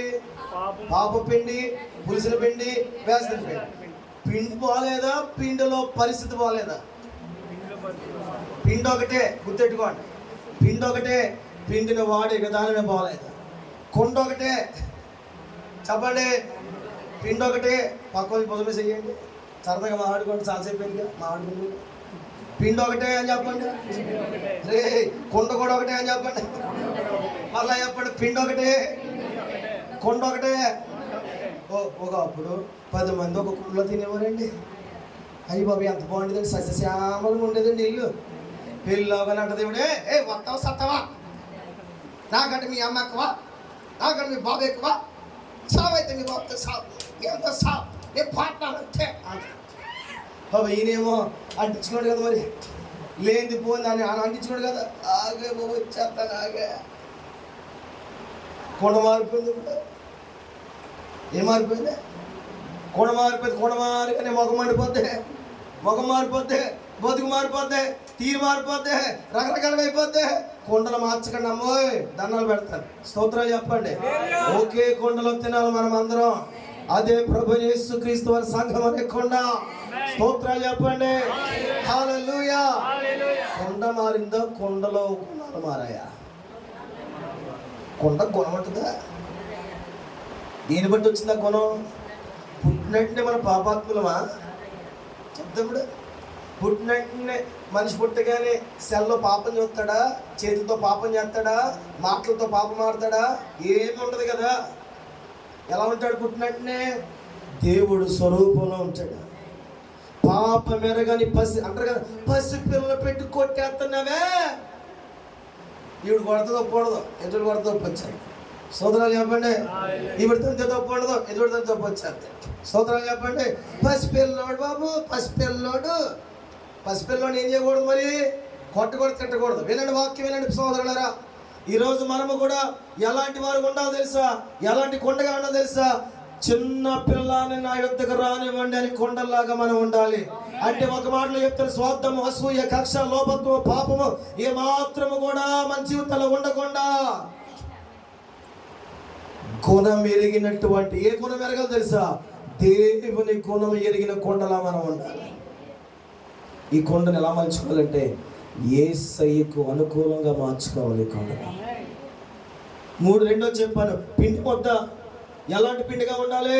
సమర్పణ పిండి, బలమిచ్చే పిండి, యెహోవా ఆశీర్వాదం పొందిన పిండిగా ఉండాలి తప్ప పాప పిండిగాను, పులిసిన పిండిగాను, వేషధాంతో ఉండకూడదు.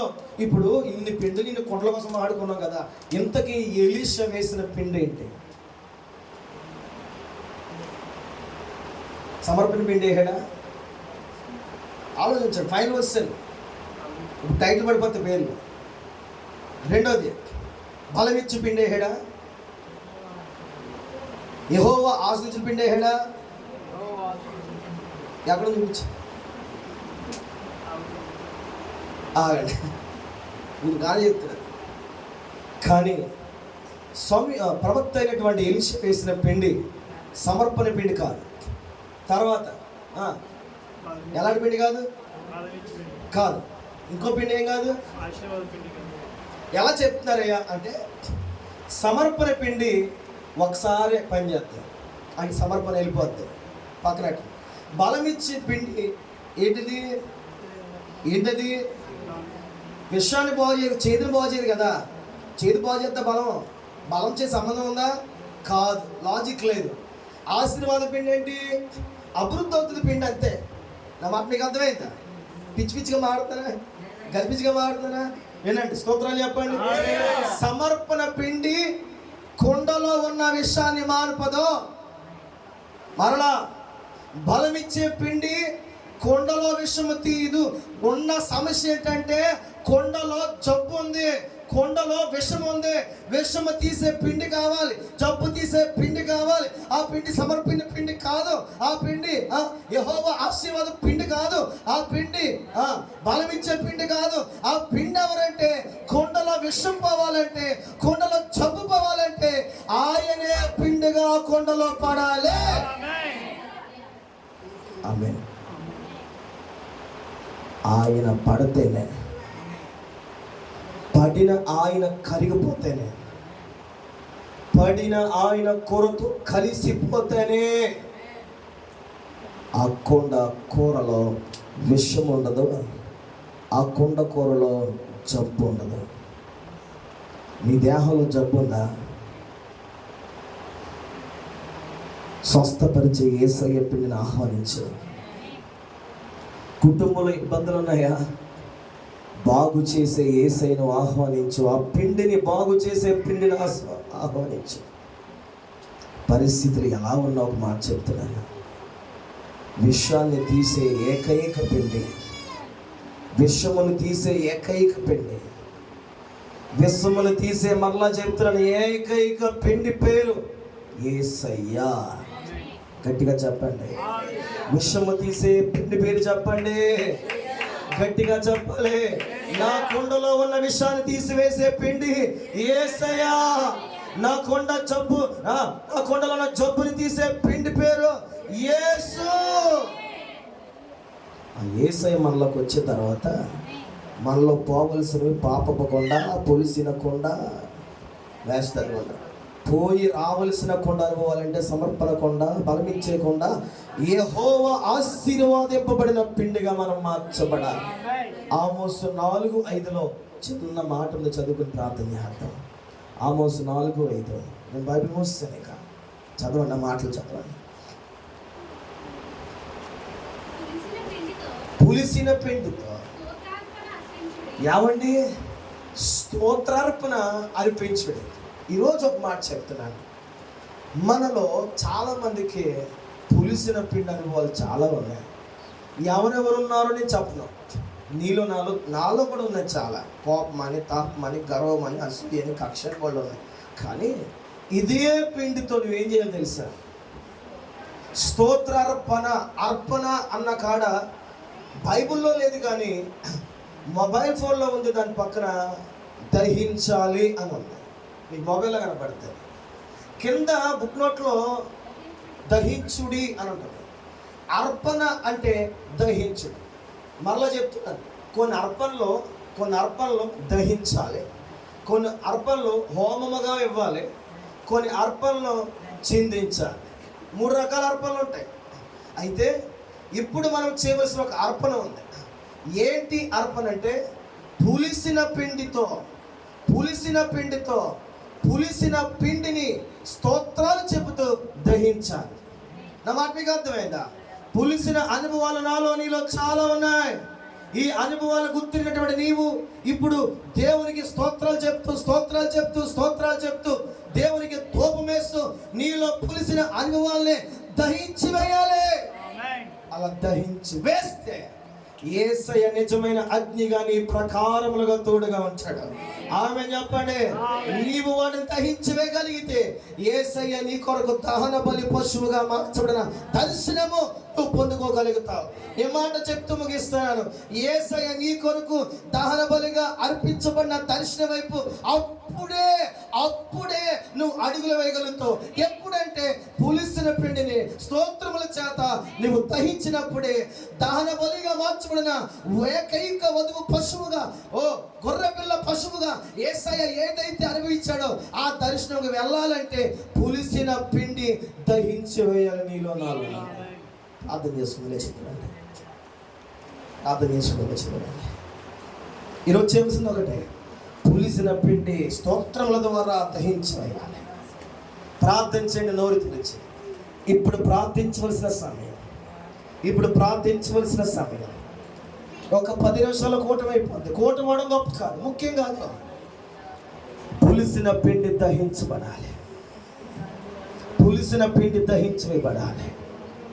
చెల్లి, తమ్ముడు, అక్క, అన్న, పులిసిన పిండి దహించాలి.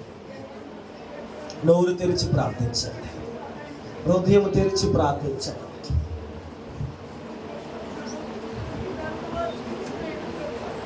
పులిసిన పిండి స్తోత్రముల చేత అర్పించాలి. తెరవాలి, నోరు తెరవాలి. ఎప్పటికైనా నీ పులిసిన పిండి దహించబడకపోతే, ఎప్పటికైనా పులిసిన అనుభవం దహించవేయకపోతే, ఆ పిండి నిన్ను పాడు చేసే పిండిగా మార్చబడకుండా, ఆ పిండి ద్వారా నీకు మేలుకరంగా ఉండినట్లుగా నీ జీవితాన్ని మలుచుకో.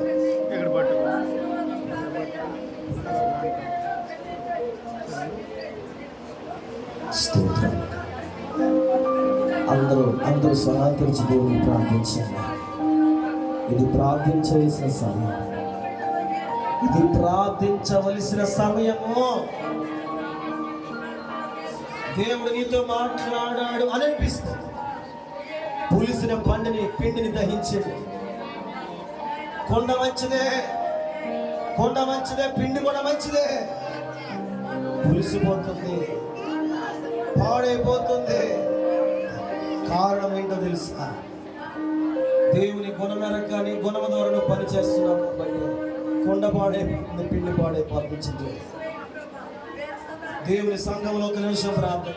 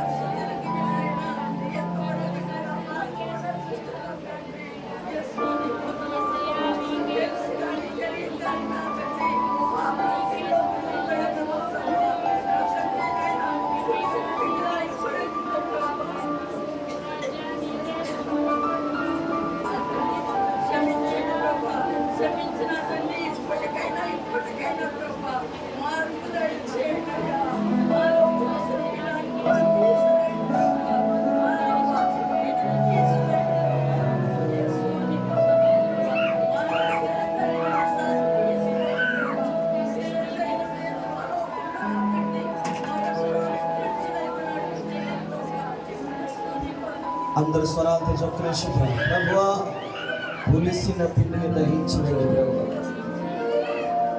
ప్రభువా, నాలో నీ చేతి పుట్టించాలి.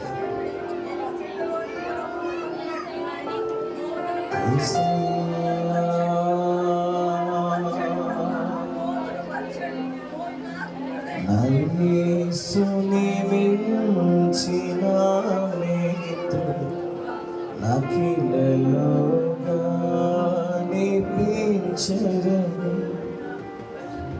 యేసుని మించిన మిత్రుడు నాకిలలోగా నిపించరని. అందరూ హృదయపూర్వకంగా ఆరాధనని వెళ్దాం. కొద్ది నిమిషాలు మాత్రమే దేవుని ఆరాధన చేయడానికి ఇష్టపడండి. మనసులు ప్రభు దగ్గర పెట్టండి. యేసయ్యా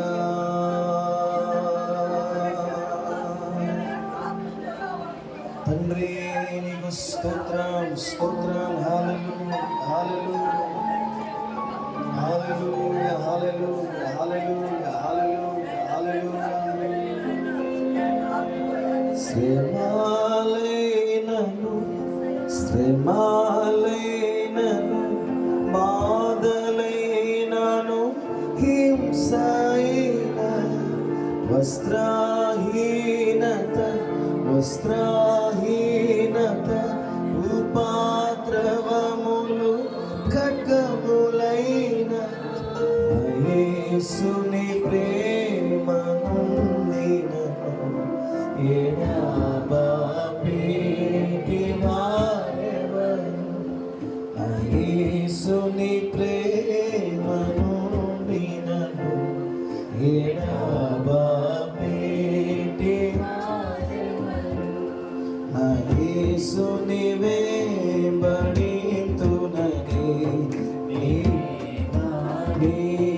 జయించితిని.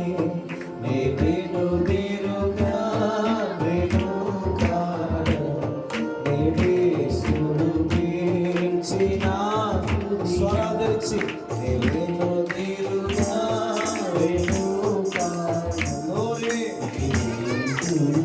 సమర్పణ గల పిండిగా యేసుని వెంబడింతునని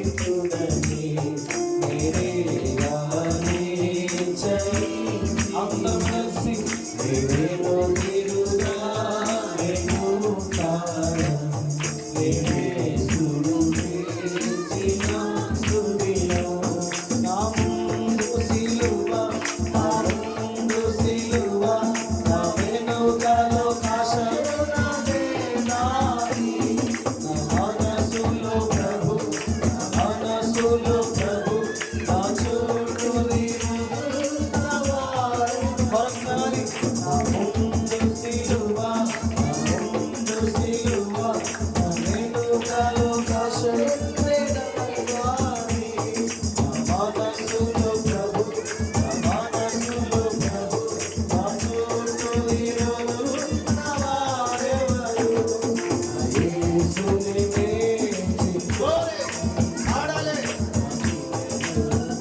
ఆయనకి మించిన వ్యక్తులు ఎవరో కనబడలేదు. యేసుని వేచి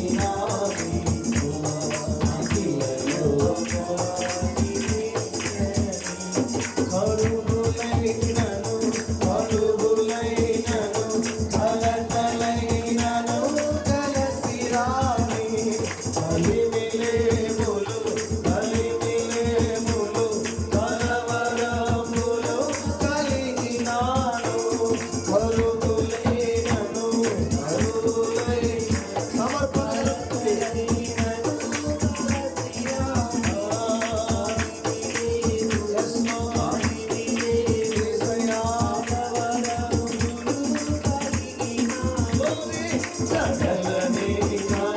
కష్టములై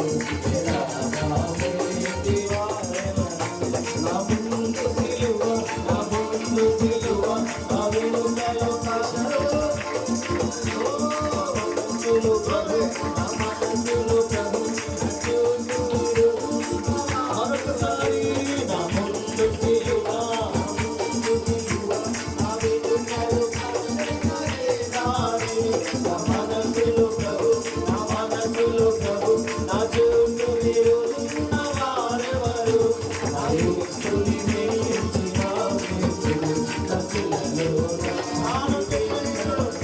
ప్రాణం పెట్ట ప్రియుడు ఆయన మించిన మిత్రుడు ప్రేమకు లేడు నా యేసుని మించిన మిత్రుడు నా పిల్లలు అలుగులైనను అలుగులైనను అలకలైనను కలసిరాని అలిమిలేములు అలిమిలేములు కలవరములు కలిగినాను అలుగులైనను అలుగులైనను అలకలైనను